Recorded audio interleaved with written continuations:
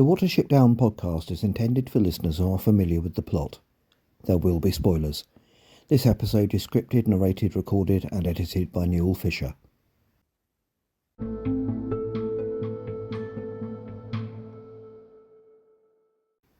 Hello, and welcome to the Watership Down Podcast, episode 225, in which we will be going through chapter 16 of the graphic novel, Kehaar.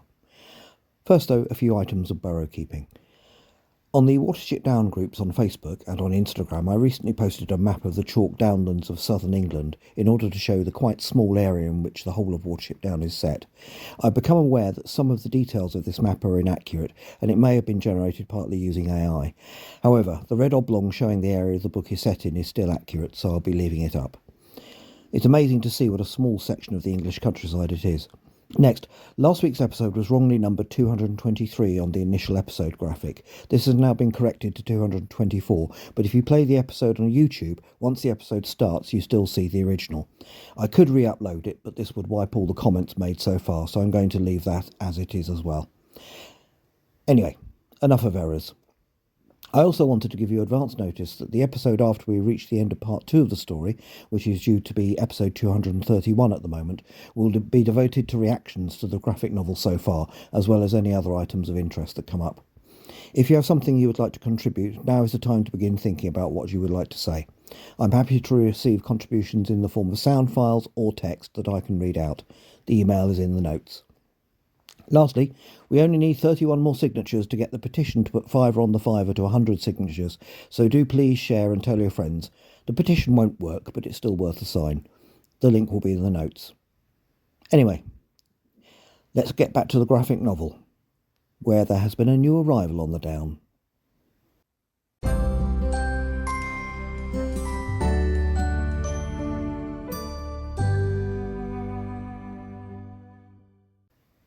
The graphic novel, Chapter 16, Kehaar. Chapter 16 of the graphic novel has 13 pages and covers the first 11 pages of Chapter 23 of the original novel, Kehaar, meaning that this chapter tells this part of the story in 2 pages more than the original. It is morning Silflay, sometime after Holly and Bluebell told of their dreadful experiences before arriving at Watership Down. Bigwig and Silver are feeding on the slopes of the Down. Silver looks up. He has seen something in a hollow. They stare. Bigwig asks if it could be a cat. Silver says whatever it is, it's as big as them. Bigwig says they will look. He's had enough of running. And over the page we see a black-headed seagull resting, its eyes closed. Bigwig and Silver approach. It opens its eyes and looks back in their direction. They stare, wide-eyed. And suddenly it breaks out in a loud cry of yark, flapping its wings as the 2 rabbits bolt. They approach Hazel, who asks if it was ill. Bigwig isn't sure. He says it's a great bird like nothing he's ever seen, which may be injured. Hazel suggests taking a look. The bird is resting again. The 3 rabbits approach. Hazel asks in simple speech if it is hurt and cannot fly. This provokes a furious outburst from the bird as it speaks for the first time, insisting that it is not finish and will hurt them. Once again, the rabbits run away. Hazel says it is definitely injured, even starving. They had better feed it. Bigwig angrily demands to know why they would do that. They settle down in the hangar for a conversation. Hazel reminds them of the mouse, who has advised them on where to find freshly cut grass to eat. He starts digging for insects, as he explains that befriending such creatures could prove useful. He sees that a rotten stick is full of bugs and says to help him carry it to the bird. We see the bird feeding on the stick. The rabbits wait patiently a little way off. It shoots them a suspicious look. Hazel asks if it is hurt.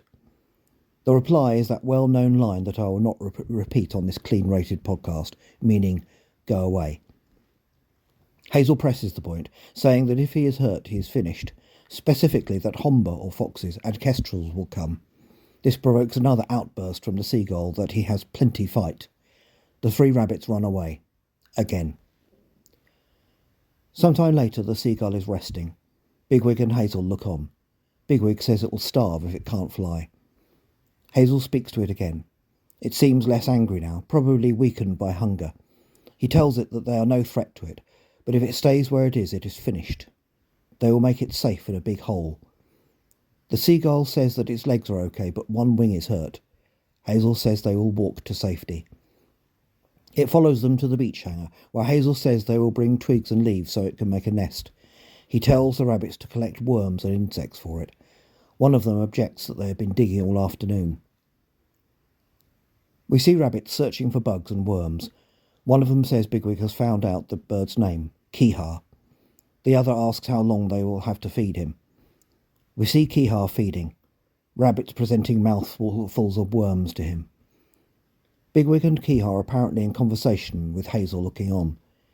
Kehaar standing up and stretching his wings in the rain, then wandering around the hangar, drinking from a trickle of water on the ground. Bigwig looks on with Dandelion and Blackberry. He has been listening to Kehaar's account of his life. He is a tough character who Bigwig obviously admires. Blackberry asks where he's from. Bigwig tries to explain that he's from a place where the earth stops and there is a river without another side. Kehaar had been heading for this big water when he was attacked by a cat at the nearby farm. As soon as his wing is better, he will be continuing his journey. Blackberry adds that will be soon. They both want to know from Hazel what the point was of helping him. He explains. Although they are doing well in their new home and are no longer a bunch of Chlessil, they have no does, and without does there is no warren in the long term. He explains that he intends to get some does from another warren. How? Asked Blackberry. There are no other warrens nearby. Hazel intends to get the bird to search for them. Blackberry says what an excellent idea that is, but how will they persuade him? Bigwig says he will speak to Kehaar. He thinks he knows what to say. We see Bigwig and Kehaar having a long conversation. Eventually Bigwig approaches Hazel, saying that Kehaar has something to say to him. Kehaar says he has come up with a fine plan to find mudders for them. Hazel praises him for this splendid idea. Kehaar says his wing is better now. He will fly for them. We see him take flight and fly away from Watership Down.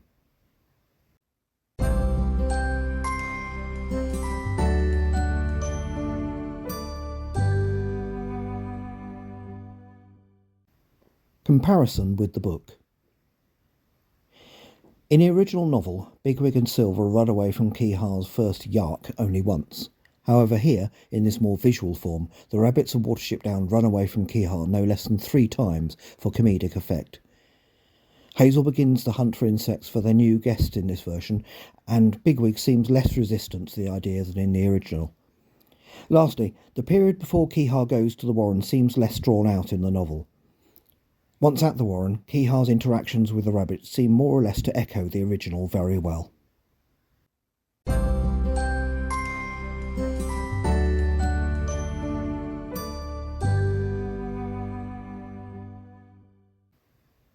Next time, Kehaar returns with news, and an expedition leaves Watership Down for a large warren to the south.